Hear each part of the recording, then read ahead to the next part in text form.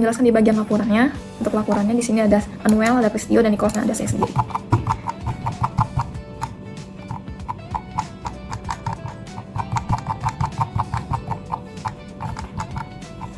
Nah, di bagian tentang kami ini tentunya pasti ada screenshotan untuk menampilkan gambaran tampilan websitenya. Nah, di sini saya bagian tentang kami, jadi ini gambar tampilan awal tentang kami.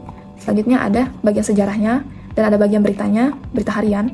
Terus sini ada bagian karyawan Pak D. Tentunya sekarang Pak D itu masih sendirian, dia belum punya karyawan. Di sini ada bagian footer tentang kami di bawah seperti ini. Terus di penjelasan ini, kenapa tentang kami, dia halaman informasi yang memberikan gambaran menyeluruh mengenai identitas, latar belakang, dan nilai yang dimiliki oleh warung nasi goreng Pak D sendiri. Halaman ini dirancang untuk membangun kepercayaan pengguna, memperkuat citra merek, serta memberikan pemahaman yang lebih dalam mengenai sejarah dan aktivitas usaha Pak D. Nah, selanjutnya di bagian kontak, ini ada hubungi kami, hubungi dari Pak D-nya, adminnya. Untuk tampilan awal kontaknya, di bagian tempat ulasan yang tadi saya isi, ini ada alamat dan untuk mapnya bisa digeser. Sini ada tampilan footer, seperti sebelumnya footer. Nah, di sini penjelasannya itu halaman kontak berfungsi sebagai media bagi pengguna untuk pengirim ulasan mengenai Pak D melalui form yang berisi nama, alamat email, nomor HP, pekerjaan, rating, dan isi ulasan seperti di screenshotan atas ini, serta menyediakan informasi lokasi restoran melalui peta. Oke, gambar sini di kanan sini ada alamat lengkap dan jam operasional, kapan Pak D buka dan kapan Pak D tutup. Oke, jadi ini adalah laporan kami di bagian pendahuluan yang berisi latar belakang dan mitra. Jadi mitra kami itu warung nasi goreng Pak Dehar, lebih tepatnya berlokasi di Jalan Taman Es Preman nomor 7 RT 6 RW 8 Kelurahan Tombang, Kecamatan Grogol, Petamburan, Jakarta Barat. Jadi Pak Dehar ini merupakan seorang pengusaha nasi goreng yang kurang memahami cara menggunakan teknologi untuk mempromosikan warung nasi gorengnya. Jadi oleh karena itu kami berinisiatif untuk melakukan pembuatan website promosi agar usaha nasi goreng Pak Deharnya ini semakin laris. Di sini ada foto kami bersama Pak Deharnya. Lanjut ke analisa front end. Di sini ada flowchart perancangan sistem di front end kami. Lanjut ke tampilan website. Di sini ada halaman beranda. Jadi di halaman awal beranda ini ada logo WhatsApp di pojok kiri bawah, ada navbar. Di bagian bawahnya itu ada menu unggulan yang berisi mengenai menu-menu yang paling laris di restoran Pak Dehar itu sendiri. Dan ini detail makanannya itu juga bisa dilihat. Di sini ada sejarah dari restoran Pak Dehar, yaitu didirikan pada tahun 2017 oleh Pak Dehar itu sendiri. Di sini adalah ada ulasan yang berisi mengenai nama dari pemberi ulasan, nilai rating dari pemberi ulasan, dan isi ratingnya. Di bagian sini itu ada footer, ada menu pintasan, dan alamat dari Pak Deharnya itu sendiri. Jadi overall beranda itu menjelaskan mengenai sejarah, menu unggulan, dan ulasan. Lanjut ke bagian menu.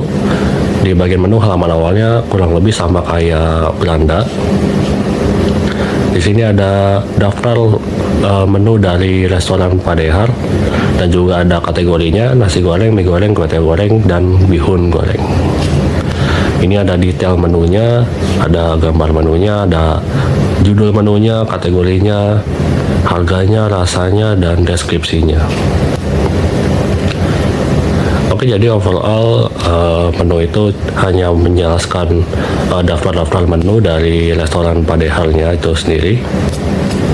Lanjut ke halaman blog. Jadi blog ini halaman yang menampilkan berita-berita yang terjadi ke restoran Pak Deharnya. Di sini ada detail dari blognya itu sendiri, ada judul blognya, ada deskripsi singkat blognya, ada isi blognya, dan ini bisa di-share melalui WhatsApp, dan ada tombol kembali. Oke, sekarang kita berada di bagian Word penjelasan laporan tentang admin menu. Yang pertama itu kita ada login sebagai admin. Ini tampilannya seperti biasa, tampilan awal login sebagai admin. Selanjutnya ada pop-up untuk menampilkan jika user ingin login sebagai admin tapi dia bukan admin, maka kan muncul pop-up seperti ini karena dia salah memasukkan password. Bagian ini merupakan halaman awal untuk login sebagai admin dengan memasukkan username. Selanjutnya adalah dashboard pengunjung. Dashboard pengunjung Tampilan awalnya itu seperti ini. Dia akan menampilkan secara real time data pengunjung yang telah masuk ke web si Padehar Go Digital ini. Penjelasan dashboard admin berfungsi untuk menampilkan data pengunjung secara real time. Selanjutnya adalah dashboard menu. Dashboard menu ini tampilan seperti ini awalnya. Di sini ada menu search, fitur search. Selanjutnya ada edit menu, ada nama menu, harga, dan lain-lain. Ini penjelasannya. Habis itu ini fitur hapus menu. Nanti bakal ada muncul pop-up seperti ini. Kalau mau hapus menu, habis itu maka pop-up-nya sudah terhapus. Menunya sudah terhapus. Selanjutnya ada fitur edit kategori. Fitur edit kategori seperti ini. Selanjutnya ada fitur tambah menu. Fitur tambah menu ini digunakan untuk menambah menu ke dalam restoran Pade-nya. Selanjutnya adalah bagian dashboard informasi. Dashboard informasi ini berisi tampilan tentang informasi dari Pade. Misal kayak alamat, petanya juga ada tuh. Habis ini jam operasional biasa dan kontak. Selanjutnya adalah pengaturan tambah dan edit alamat.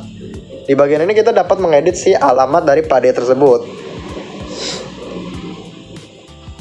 Lalu mengedit, habis itu bisa menambahkan di alamat Pade. Selanjutnya adalah bagian jam operasional yang menampilkan jam-jam operasional dari si Pade tersebut.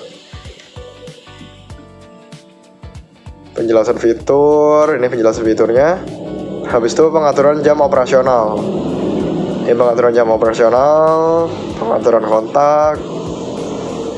Habis itu kita sekarang ke dashboard berita. Di bagian dashboard berita ini akan menampilkan berita-berita terkait tentang si Pade tersebut.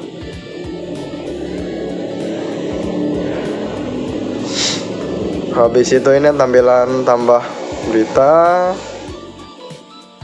tampilan edit berita, tampilan hapus berita. Ini kalau berhasil beritanya dihapus,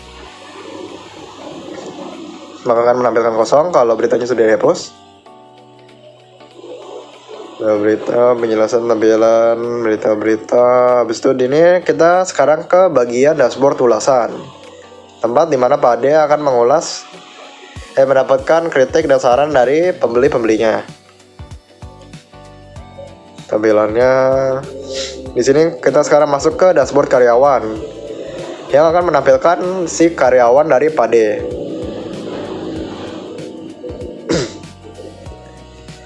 Ini nampilin tambah karyawan. Ini bagian si edit karyawan itu.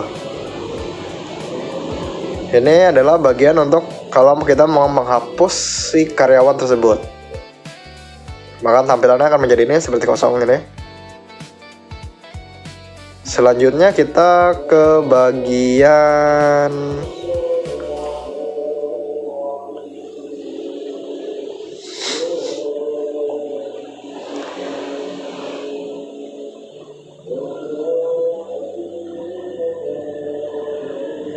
ini cara-cara penggunaan user bagaimana.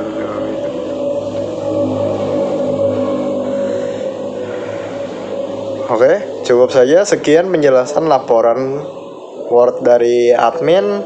Selanjutnya akan dijelaskan oleh partner saya. Dan terima kasih. Sekarang saya akan menjelaskan cara kerja backend kami. Pertama-tama, framework yang kami gunakan adalah Node.js dengan Express.js di bagian API-nya. Lalu di belakangnya sudah kita gunakan database yang merupakan database PostgreSQL. Untuk source code-nya kita bisa akses lewat GitHub di link ini. Di sini source code-nya sudah lumayan lengkap. Hanya saja tinggal di npm install ketika di-clone dari GitHub dan npm run untuk menjalankannya di lokal. Sudah saya siapkan di VS Code ini. Lalu di sini adalah cara kerja backend kami. Seperti di grafiknya, pusat dari program kami adalah aplikasi Express-nya, di mana dia bergantung terhadap server config dan db, di mana server adalah objek server express, lalu config adalah konfigurasi di .env, lalu db adalah koneksi dia kepada database yang sudah kita siapkan. Lalu di bagian atas ini adalah komponennya, yaitu rute-rute yang bisa diakses oleh pengguna melalui endpoint dari API-nya. Di kode ini bisa dilihat bahwa di src dan di components sudah terdapat banyak endpoint. Lalu di core terdapat config dan server.js. Untuk servernya adalah yang dikembalikan adalah sebuah aplikasi express. Lalu di database sudah ada db.js, dia adalah koneksi API dengan database. Lalu aplikasi express.js-nya akan diproses dan dikembalikan ke dalam index.js yang terdapat di folder API. Lalu ini adalah desain backend kami. Terdapat sebuah rantai, yaitu dimulai dari endpoint ke dalam controller, ke service, dan ke repository. Lalu dari repository dia bisa mengakses database dan mengembalikan ke bagian atas-atasnya. Untuk setiap komponen ini tugasnya berbeda-beda. Untuk controller tugasnya adalah untuk mengecek error-error dari pengguna atau dari komponen di belakangnya. Jika terdapat error, maka error akan dikembalikan kepada pengguna. Lalu di service dia akan mengambil parameter yang diberikan oleh controller dan mengembalikan data yang sudah diproses yang dia akan tarik dari repository, di mana repository akan mengakses secara langsung ke dalam database sesuai dengan yang diminta oleh service. Bisa dilihat bahwa di setiap endpoint ini terdapat controller, repository, dan service sesuai dengan desain yang sudah kita lihat tadi di PowerPoint-nya. Lalu di sini ada skema database yang sudah kami buat, lumayan sedikit relasi antar tabelnya. Hal ini dikarenakan tidak terlalu banyak koneksi antar tabel, sehingga tidak perlu banyak relasi di antara setiap tabel yang sudah dibuat di sini. Untuk deployment kita gunakan Vercel. Di bagian API-nya dapat diakses melalui link ini hasil deployment-nya. Untuk detail-detail deployment-nya terdapat di sini. Lalu untuk database-nya kami gunakan service Ivan, dimana di Ivan kami setup sebuah database yang storage-nya adalah 1 GB, lumayan cukup untuk konteks backend kami. Dan isi dari database-nya kami migrate melewati sebuah script yang sudah kami buat di dalam source code backend-nya. Terdapat di dalam folder scripts di file migrations.js. Di sini sudah terdapat migrations-nya yang terdapat dari instructions.js. Sehingga untuk skema database-nya tidak perlu kami buat secara manual di database Ivan-nya. Itu saja untuk bagian backend ini.